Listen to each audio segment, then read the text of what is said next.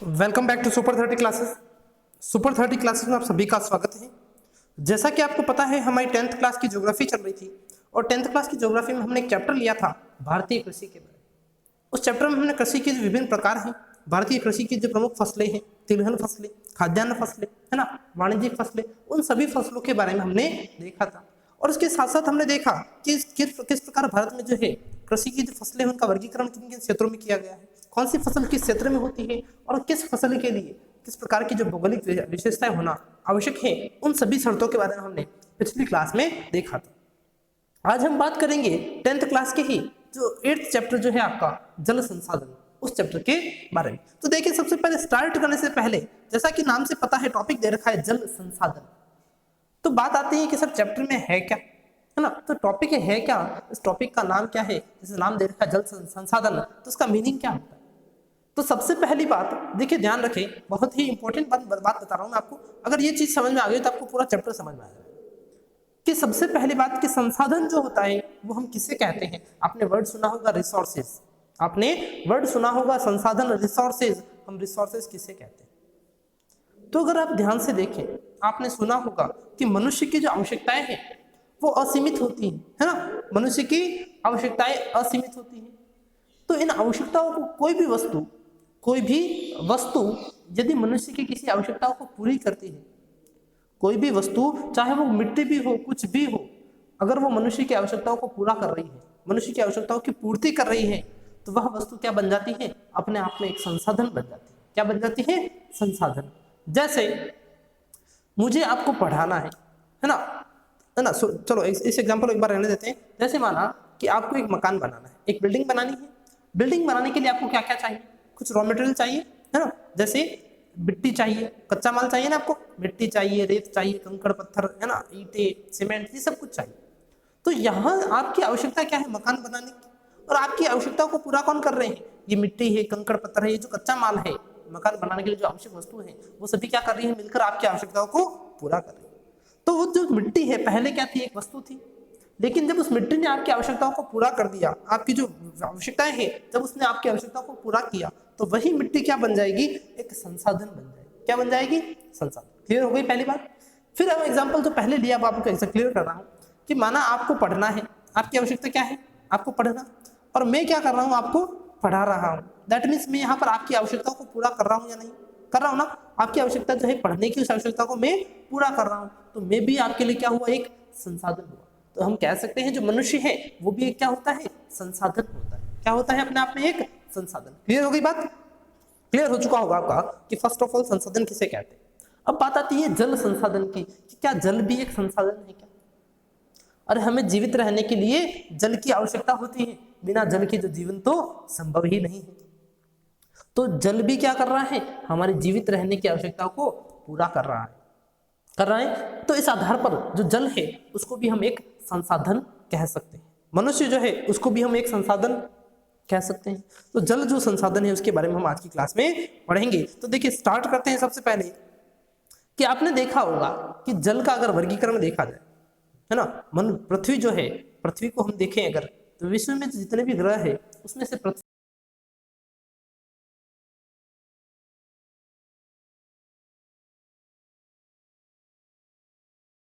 को नीला जो जल है यहाँ का महासागरों में स्थित है। महासागरों में, और महासागरों का जल कैसा होता है?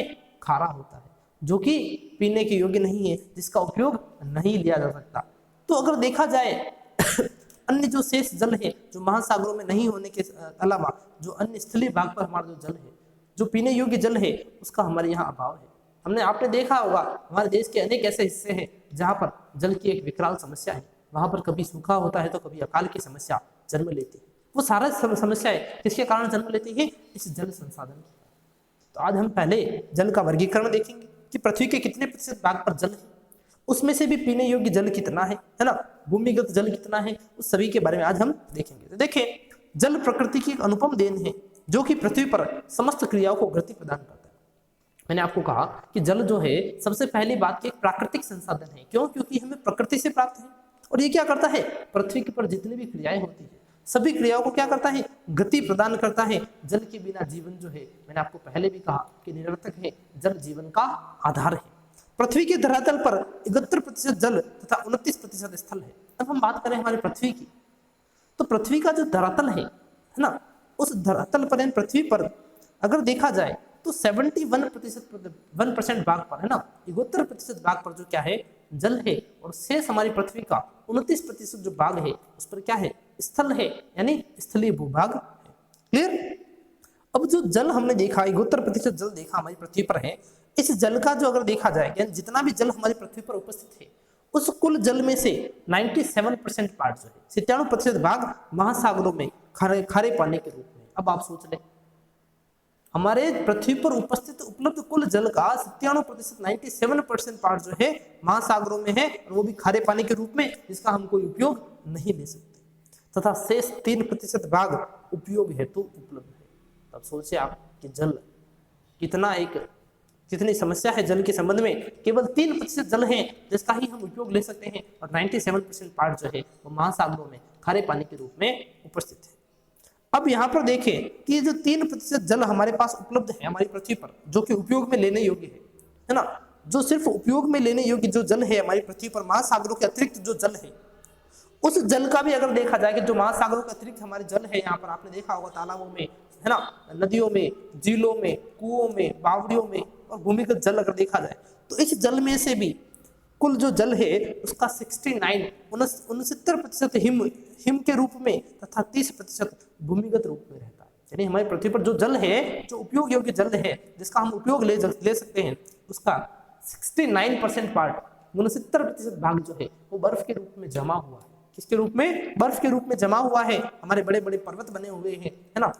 और इसके अतिरिक्त देखा जाए तो 30% जो भाग है वो कैसा है? भूमिगत है, अर्थात भूमि के अंदर है। और शेष 1% जल का उपयोग मानव जो है पेयजल, सिंचाई तथा आर्थिक क्रियाओं के लिए करता है। और जो 1% जो जल बचा शेष, हमने देखा कि हमारी पृथ्वी पर जो 71% पार्ट पर पानी है और 29% पार्ट पर स्थल है, उस जल में से भी 97% पार्ट जो है महासागरों में है, और 3% पार्ट जो है हम उपयोग में ले सकते हैं। उस उपयोग में लेने योग्य जल में के भाग में से भी अगर देखा जाए तो 69% जो है वो बर्फ के रूप में जमा हुआ है, 30% जो है वो भूमिगत जल है, अर्थात भूमि के अंदर है, अंडरग्राउंड वाटर है, और 1% जल जो है वो सतह पर है, जिसका उपयोग क्या करता है? मानव सिंचाई के लिए, पेयजल के लिए यानी पीने के लिए करता है, सिंचाई के लिए करता है। और आर्थिक क्रियाएं जो है, मनुष्य जो क्रियाकलाप करता है, आर्थिक क्रिया, जो मैंने आपको बताई भी थी आर्थिक क्रिया क्या होती है, कैसी क्रिया जिनको करने से व्यक्ति को धन के अर्जन की होती है, धन का अर्जन होता है, धन की प्राप्ति होती है, वो सभी क्रियाएं आर्थिक क्रिया। तो वो जो भाग है वो केवल 1% भाग ही है हमारे कुल उपयोग योग्य जल में से। सिर्फ 1% भाग जो है वो पेयजल के रूप में, सिंचाई के रूप में और आर्थिक क्रियाओं के रूप में उपयोग में आता है। क्लियर होगी बात? तो अब आप सोच सकते हैं कि जल हमारे लिए कैसे एक विकट समस्या है। जल की जो अनुपलब्धता है हमारे देश के लिए और हमारे विश्व के लिए एक बहुत बड़ी समस्या है। आगे देखें, भारत में कुल उपयोग योग्य जल की उपलब्धता, भारत में कुल उपयोग योग्य जल की उपलब्धता 1869 बिलियन क्यूबिक मीटर। यानी भारत में जो उपयोग योग्य यानी हम जो उपयोग ले सकते हैं उस जल की अगर उपलब्धता देखी जाए तो जल को जो है क्यूबिक मीटर में नापा जाता है। किसमें? क्यूबिक मीटर में। तो वो जो है 1869 क्यूबिक मीटर जल जो है उपयोग योग्य भारत में है। इसमें से केवल 1123 बिलियन क्यूबिक मीटर जल ही उपयोग में लिया जाता है। और इस मानव उपयोगी जल में से, यानी ये जो कुल जल हमारे पास उपलब्ध है, इसमें से 1123 बिलियन क्यूबिक मीटर जल जो है उसका हम उपयोग ले रहे हैं। और इसमें से अगर देखा जाए, है ना, इस मानव उपयोगी जल में से 690 बिलियन क्यूबिक मीटर सतही जल तथा 433 बिलियन क्यूबिक मीटर भूजल का भाग। इसमें से भी 1123 मीटर जो हम उपयोग में ले रहे हैं उसमें से 690 जो बिलियन है, 690 बिलियन क्यूबिक मीटर जो पानी है वो कहाँ पर है? सतह पर है, हमारे स्थल भाग पर है। और अगर देखा जाए तो 433 बिलियन क्यूबिक मीटर जो जल है वो भूजल है, अर्थात भूमिगत रूप में हमारे पास उपलब्ध है। हम बात कर रहे हैं हमारे भारत की, है ना। अब इसमें से देखा जाए सन 2000 में भारत में जल की कुल आवश्यकता 634 बिलियन क्यूबिक मीटर, है ना। भारत में जो जल की कुल आवश्यकता थी 2000 में वो कितनी थी? 634 बिलियन क्यूबिक मीटर जल की आवश्यकता थी। तथा सन 2005 में यह मांग बढ़कर 1023 बिलियन क्यूबिक मीटर हो जाएगी। और अगर देखा जाए अनुमान लगा रहे हैं कि हम जैसे जैसे जनसंख्या बढ़ती जा रही है, जल की आवश्यकता जो है, जल की जो मांग है वो धीरे धीरे आवश्यक जनसंख्या वृद्धि के साथ बढ़ती जाएगी। और जो जल की मांग वर्ष 2000 है ना, वर्ष 2000 में 634 बिलियन क्यूबिक मीटर थी, वही 2025 में बढ़कर कितनी हो जाएगी? 1023 बिलियन क्यूबिक मीटर हो जाएगी। जबकि जल जो है हमने देखा है कि सीमित संसाधन है, हमारे पास सीमित रूप में उपलब्ध है। तीव्र जनसंख्या वृद्धि तथा वैश्विक उष्णता, ग्लोबल वार्मिंग नाम सुना होगा, जिसको वैश्विक उष्णता कहते हैं, उससे जल संसाधनों पर पड़ने वाले प्रभाव के कारण जल का समुचित प्रबंधन और संरक्षण आवश्यक हो गया। यानी कंटिन्यू जो है लगातार जनसंख्या वृद्धि हो रही है, ग्लोबल वार्मिंग हो रही है, हमारे जो हिमालय है, बड़े बड़े पर्वत जो है वो पिघल रहे हैं, वातावरण को कहीं ना कहीं डायरेक्टली नहीं तो इनडायरेक्टली बहुत सारा नुकसान हो रहा है। तो इस कारण हमें क्या करना है कि हमारा जो जल संसाधन जो कि हमने देखा बहुत ही सीमित स्तर पर हमारे पास उपलब्ध है, बहुत ही सीमित जल हमारे पास उपलब्ध है, उस जल का क्या करना है, एक व्यवस्थित तरीके से प्रबंधन अर्थात मैनेजमेंट करना है तथा उसका एक संरक्षण करना है, अर्थात उसको बचाकर रखना हमारे लिए एक आवश्यक हो चुका है। क्लियर? तो आज हम बात करेंगे जल प्रबंधन के बारे में कि किस प्रकार जल का प्रबंधन किया जाता है, जल को मैनेज किया जाता है। तो देखिए, वर्षा जल का अधिकांश भाग नदियों के माध्यम से समुद्रों में व्यर्थ चला जाता है। यानी वर्षा का जो जल होता है उसका अधिकांश भाग कहाँ चला जाता है, नदियों के माध्यम से समुद्र में चला जाता है। आपने देखा होगा कि नदियां जो है सीधा अपना जल कहाँ ले जाती है, समुद्र और महासागरों में ले जाती है, तो वो समुद्रों में चला जाता है। इस व्यर्थ होने वाले जल का सदुपयोग बढ़ती जनसंख्या की मांग की पूर्ति हेतु एवं मानसून की अनियमितता के कारण सूखे एवं अकाल से निपटने के लिए उचित प्रबंधन आवश्यक होता है। देखो, ऐसा है कि हमने देखा कि नदियां जो है उनका जल अच्छा होता है, पीने योग्य होता है, लेकिन जब नदियां अपना जल महासागर में ले जाती है तो वह जल उस महासागरीय जल के साथ मिलने से बिल्कुल खारा हो जाता है, तो वह जल कैसा हो जाता है, व्यर्थ हो जाता है। तो इस व्यर्थ जल को उपयोग में लेने के लिए बढ़ती हुई जनसंख्या की जो मांग है उसकी मांग की पूर्ति करने के लिए, और हमने देखा कि हमारा भारतीय जो मानसून है वो कैसा है, अनियमित है। तो इन सभी समस्याओं के कारण हमारे देश में सूखे की समस्या होती है, हमारे देश में अकाल की समस्या होती है। तो उन सभी समस्याओं से निपटने के लिए हमें क्या करना है, जल का एक उचित तरीके से प्रबंधन मैनेजमेंट करना आवश्यक है। देखें, देश में आजादी के बाद विभिन्न पंचवर्षीय योजनाओं के माध्यम से बहुउद्देशीय जल परियोजनाएं आरंभ की गई। देखो, देश में क्या हुआ कि जब हम पंचवर्षीय योजनाएं पढ़ी थी तो उन पंचवर्षीय योजनाओं में हमने बहुत सारी बहुउद्देशीय जल परियोजनाएं देखी होंगी, है ना। देखी नहीं तो बता दूंगा कि आपने पंचवर्षीय योजनाएं तो पढ़ी, योजना आपने देखा था, योजना आयोग देखा था, फिर आपने नीति आयोग देखा। तो ये जो योजना आयोग ने पंचवर्षीय योजनाएं चलाई, उन पंचवर्षीय योजनाओं के द्वारा सरकार ने बहुउद्देशीय जल परियोजनाएं प्रारंभ की थी, है ना, बहुउद्देशीय जल परियोजनाएं प्रारंभ की थी। अब सर, बहुउद्देशीय जल परियोजना क्या होती है? यानी क्या करते हैं कि जल से संबंधित कोई परियोजना होती है। अभी आपको यही समझना है कि बहुउद्देशीय जल परियोजना का मतलब है जल से संबंधित एक परियोजना जिसके अनेक सारे उद्देश्य हो। क्या हो? बहुत सारे उद्देश्य। अब उद्देश्य क्या हो सकते हैं जल से संबंधित परियोजना के? सबसे पहला, जल से हम बिजली उत्पादन कर सकते हैं। दूसरा, हम लोगों को पेयजल की आपूर्ति कर सकते हैं। तीसरा, हम सिंचाई की सुविधाएं उपलब्ध करा सकते हैं, है ना। और इससे बहुत सारे जो है इसके अनेक उद्देश्य होते हैं। तो ऐसी परियोजना जिसमें ये सारे उद्देश्यों की पूर्ति की जाती हो एक साथ, जहां बिजली का उत्पादन भी हो, जहां से पेयजल की सुविधाएं भी उपलब्ध हो, जहां से सिंचाई के लिए नहरें भी निकाली गई हो, उस परियोजना को हम कहते हैं बहुउद्देशीय जल परियोजना। ध्यान से सुने, बहुउद्देशीय जल परियोजना बहुत इंपॉर्टेंट है। नेक्स्ट हम इन्हीं के बारे में देखेंगे। तो हमारी सरकार ने ऐसी बहुत सारी बहुउद्देशीय जल परियोजनाएं प्रारंभ की थी, जिससे बाढ़ व सूखे की समस्या से बचाव होने लगा। इन परियोजनाओं का परिणाम यह रहा कि हमारे यहाँ बाढ़ और सूखे की जो समस्या बढ़ रही थी उनसे कहीं ना कहीं उनमें कमी आई, बचाव होने लगा। वही बिजली, पेयजल आपूर्ति, सिंचाई, मछली पालन और पर्यावरण के संरक्षण में सहयोग मिला। और इन योजनाओं से क्या हुआ, इनसे बिजली उत्पादन होने लगी, पेयजल की आपूर्ति होने लगी, सिंचाई होने लगी, लोग मछली पालन करने लगे, है ना। और इससे पर्यावरण के संरक्षण में क्या मिला, सहयोग मिला। इन बहुउद्देशीय जल परियोजनाओं को भारत के प्रथम प्रधानमंत्री पंडित जवाहरलाल नेहरू जी ने आधुनिक भारत का मंदिर कहा था। क्या कहा था? आधुनिक भारत का मंदिर कहा था। किसने? भारत के प्रथम प्रधानमंत्री जो थे पंडित जवाहरलाल नेहरू, उन्होंने इन बहुउद्देशीय परियोजनाओं को भारत का जो है आधुनिक भारत का मंदिर कहा है। ये क्वेश्चन कई बार पूछा गया है एग्जाम में, तो ध्यान रखें, आपको याद रहना चाहिए कि पंडित जवाहरलाल नेहरू ने किन्हें बहुउद्देशीय, है ना, बहुउद्देशीय जल परियोजनाओं क्या कहा? आधुनिक भारत का मंदिर कहा है। क्लियर? आगे देखिए, अभी जो बहुउद्देशीय परियोजनाएं हैं वो कौन कौन सी हैं, किस प्रकार इनका संचालन किया जाता है? तो देखिए कि भारत में इन परियोजनाओं का संचालन राज्यों तथा केंद्र सरकार के माध्यम से किया जाता है। यानी भारत में जो ये परियोजनाएं चलती है वह राज्यों के द्वारा भी चलती है और केंद्र सरकार के द्वारा भी चलती है। देखो क्यों है, एक्चुअली ऐसा है कि आपने जब संविधान देखा होगा या संविधान के बारे में अगर पिछली क्लासों में पढ़ा होगा, तो संविधान में क्या होता है, अलग अलग विषय होते हैं, अलग अलग सूचियां होती है। आपने नाम सुना होगा संघ सूची, केंद्र सूची, है ना, संघ सूची जिसको हम केंद्र सूची कहते हैं। फिर एक दूसरी सूची राज्य सूची, और तीसरी सुनी होगी आपने समवर्ती सूची। केंद्र सूची, राज्य सूची और समवर्ती सूची। केंद्र सूची क्या होती है? यानी ऐसे विषय, यानी हमारे समाज के, हमारे भारत के कुछ ऐसे विषय जिन पर कानून बनाने का अधिकार केवल केंद्र सरकार के पास हो, तो वो सारे विषय किसमें आते हैं? केंद्र सूची में। फिर बात आती है राज्य सूची की, कि ऐसे विषय जिन पर कानून बनाने का अधिकार केवल राज्य सरकार को हो, तो वो विषय किसमें आते हैं? राज्य सूची में। और फिर बात आती है समवर्ती सूची की, यानी ऐसे विषय जिन पर कानून बनाने का अधिकार केंद्र सरकार और राज्य सरकार दोनों को हो, वो किसमें आएंगे? समवर्ती सूची में। तो हमारा जो जल है, जल संसाधन जो विषय है, वो एक समवर्ती सूची का विषय है। किसका है? समवर्ती सूची का। अर्थात इस पर केंद्र सरकार भी कानून बनाती है, केंद्र सरकार भी इसके नियंत्रण के लिए कुछ ना कुछ प्रावधान करती है, और साथ ही साथ संबंधित राज्य की जो राज्य सरकार है वो भी इसके लिए कुछ ना कुछ प्रयास करती है।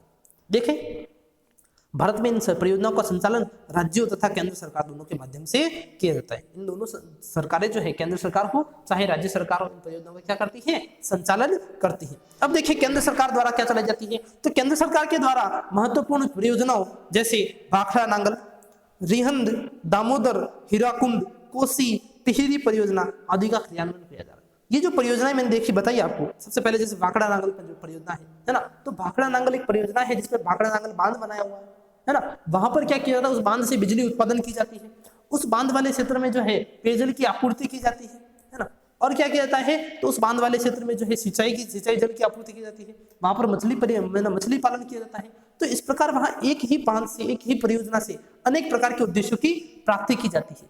इसलिए इन परियोजनाओं को हम बहुउद्देशीय परियोजनाएं कहते हैं। क्लियर?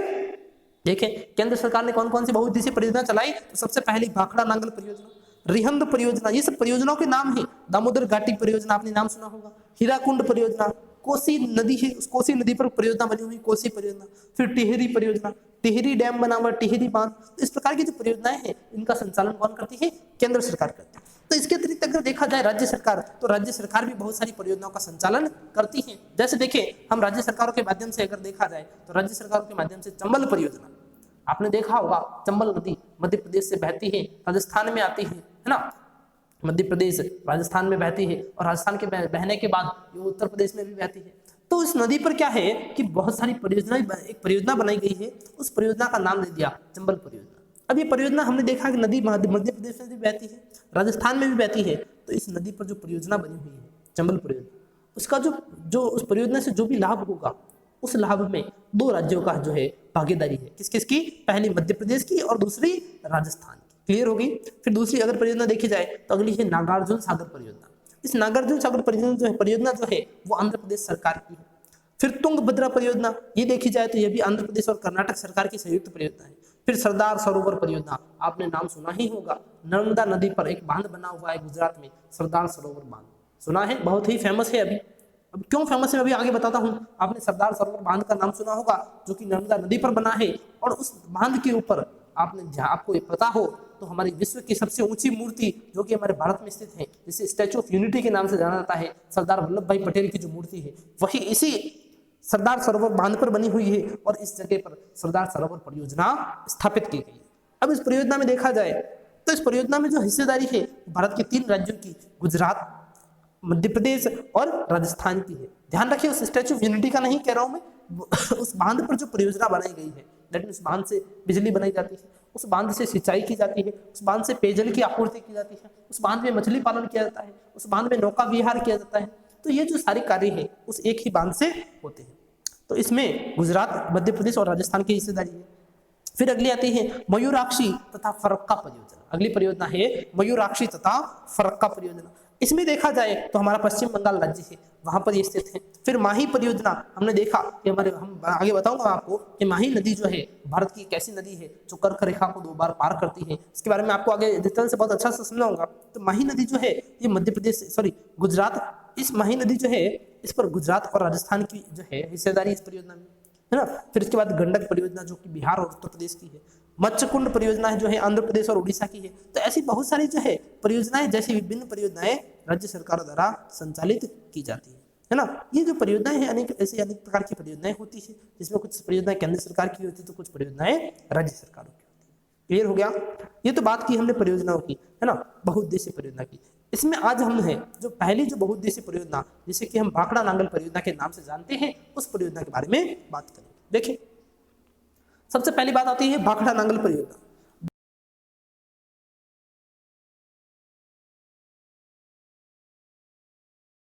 वर्ष 19 पर हिमाचल प्रदेश में बिलासपुर के निकट स्थित है। देखो ये जो परियोजना है, इस परियोजना को यानी अर्थात हमने क्या किया कि सबसे पहली बात, ये देश की सबसे महत्वपूर्ण और सबसे बड़ी परियोजना, सबसे मोस्ट इंपोर्टेंट परियोजना है, देश की सबसे बड़ी परियोजना है। अभी किस पर बनी हुई है, तो हमारे देश में आपने नदी का नाम सुना होगा, एक नदी है सतलज नदी। कौन सी नदी? सतलज नदी। और सतलज नदी पर क्या किया गया, हिमाचल प्रदेश जो है हमारा भारत का राज्य हिमाचल प्रदेश, वहां पर एक स्थान है बिलासपुर। उस बिलासपुर नामक स्थान पर क्या किया गया, इस नदी पर दो बांध बनाए गए, एक भाखड़ा बांध और दूसरा नांगल बांध, है ना। देखो अभी मैं आपको सिर्फ एक थ्योरी पढ़ा रहा हूँ, कल अगर पॉसिबल हुआ तो मैं आपको इसको एक मैप के थ्रू पूरा एक्सप्लेन कर दूंगा कि कहाँ से भाखड़ा नांगल परियोजना आती है, नदी कहाँ से आ रही है, उस पर किस प्रकार बांध बनाए गए हैं। अगर पॉसिबल हुआ तो कल मैं आपको मैप के थ्रू एक्सप्लेन कर दूंगा। देखिए सबसे पहली बात सतलज नदी पर बनी है, हिमाचल प्रदेश में बनी है, बिलासपुर में बनी है। क्लियर। अब ये जो परियोजना है वर्ष 1948 में इसका कार्य प्रारंभ हुआ और पूर्ण कब हुई, 1963 में हुई, और ये देश की सबसे बड़ी परियोजना है। यह परियोजना देखी जाए तो पंजाब, हरियाणा तथा राजस्थान की संयुक्त परियोजना। मैंने आपको पहले भी बताया कि भाखड़ा नांगल परियोजना जो है पंजाब की, राजस्थान की और हरियाणा की, ये तो 3 राज्य है, इन 3 राज्यों की एक संयुक्त परियोजना है। और इसका उद्देश्य क्या है, सतलज तथा यमुना के मध्यवर्ती भागों में, यानी सतलज नदी और यमुना नदी जो है उस दोनों नदियों के बीच वाले जो भाग है उन भागों में सिंचाई, विद्युत व पेयजल की आपूर्ति के द्वारा आर्थिक विकास करना। सतलज नदी परियोजना जो है इसका उद्देश्य है, भाखड़ा नांगल परियोजना का उद्देश्य है कि सतलज और यमुना नदी के जो बीच का क्षेत्र है उसमें क्या करना, सिंचाई की सुविधाएं उपलब्ध करवाना, विद्युत उपलब्ध करवाना और पेयजल की सुविधाएं उपलब्ध करवाना है। और ये सारी सुविधाएं उपलब्ध कराकर क्या करना, उस क्षेत्र का जो है आर्थिक विकास करना है। इस योजना के तहत 2 बांध पंजाब के अंबाला जिले में बनाएंगे। अब ये जो योजना हमने बनाई जो सतलज नदी पर है ना, सतलज नदी पर बनाई, तो इसके अंतर्गत क्या किया गया, इसके अंतर्गत हमने पंजाब का जो अंबाला नामक स्थान है, आपने सुना होगा, बहुत ही फेमस जगह है, वहां पर 2 बांध बनाए गए हैं। 2 बांध बनाए गए। पहला बांध जो है भाखड़ा बांध है जो कि 518.16 मीटर लंबा है। कितना? भाखड़ा बांध जो है 518.16 मीटर लंबा है तथा 167.64 मीटर ऊंचा है। ये जो लंबाई है इसकी 518 है ना, 518.16 मीटर है, और लंबाई अगर देखी जाए, ऊंचाई देखी जाए तो 167.64 मीटर। सीमेंट तथा कंक्रीट से निर्मित विश्व के सीधे खड़े बांधों में से यह सबसे बड़ा बांध है। देखो सबसे बड़ी विशेषता कि जो ये बांध सबसे पहली बात सीमेंट और कंक्रीट से बना है। दूसरी बात कि विश्व के जितने भी सीधे खड़े बांध है, स्ट्रेट फॉरवर्ड जो बांध है, उनमें से यह बांध विश्व का सबसे बड़ा बांध है। कौन सा बांध? भाखड़ा बांध। और दूसरा बांध देखें, दूसरा भाखड़ा बांध से 13 किलोमीटर नीचे नांगल बांध नामक स्थान पर बनाया गया। पहला बांध तो भाखड़ा बांध है ऊपर की ओर उस नदी पर, है ना, सतलज नदी जो आ रही है उस पर पहला बांध हमने बना दिया। भाखड़ा बांध कहां पर? पंजाब के अंबाला में। दूसरा बांध बनाया उस भाखड़ा बांध से 13 किलोमीटर नीचे की ओर नांगल नामक स्थान पर बनाया, और उस बांध का नाम हमने क्या दिया? नांगल बांध, जो क्या करता है, भाखड़ा बांध के अतिरिक्त जल को संचित करने के उद्देश्य से के लिए बनाया गया। यानी क्या होता है कि जब बांध जो है, बांध क्या करता है, नदी के जल को रोकता है। जब उस नदी में जल अतिरिक्त आ जाता है, बहुत ज्यादा मात्रा में आ जाता है, तो भाखड़ा बांध से उस जल को छोड़कर कहाँ लाया जाता है? नांगल बांध में उस पानी का क्या किया जाता है? स्टोरेज किया जाता है। क्लियर। तो इस बांध को बनाने का उद्देश्य क्या है कि भाखड़ा बांध का जो अतिरिक्त जल है उसको संचित करना।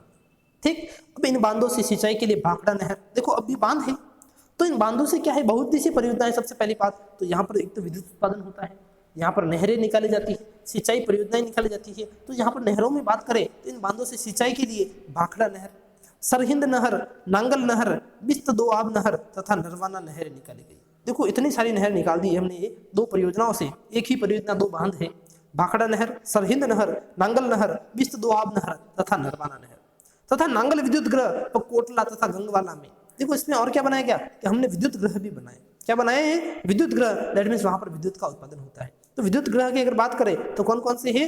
एक तो बताया आपने कि नांगल विद्युत ग्रह वो कोटला तथा गंगवाला। देखो एक तो बनाया हमने नांगल विद्युत ग्रह, दूसरा कोटला तो गंगवाला जो स्थान है वहां पर विद्युत ग्रहों का निर्माण किया गया। क्लियर हो गई। तो हमने देखा भाखड़ा नांगल परियोजना देखी सबसे पहले किस नदी पर बनी है? सतलज नदी पर।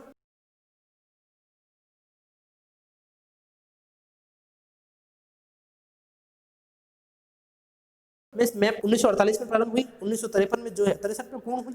सतलज नदी पर बनी हुई है, हिमाचल प्रदेश में बनी हुई है। हिमाचल प्रदेश में कहां पर? बिलासपुर में यह परियोजना है। इस परियोजना में जो 3 राज्य संयुक्त थे, पंजाब, हरियाणा और राजस्थान। बांध बने हैं 2, भाखड़ा और नांगल। ऊपर की ओर पहला बांध जो है भाखड़ा बांध है जो कि विश्व का सीधे खड़े बांधों में से सबसे बड़ा बांध है। क्लियर। दूसरा बांध हमने देखा नांगल बांध है। इस भाखड़ा बांध के अतिरिक्त जल को क्या करता है, संचित करता है। और इन बांधों से जो नहरें निकाली गई है वो कुल 5 नहरें हमने देखी, और इसके अतिरिक्त यहाँ पर जो विद्युत ग्रह भी बने हुए हैं। क्लियर हो गई बात। तो आज हमारा यहाँ तक ही देखते हैं, कल मैं आपको इसको पूरा मैप के थ्रू एक्सप्लेन करके समझा दूंगा। आज के लिए इतना ही। Thank you very much.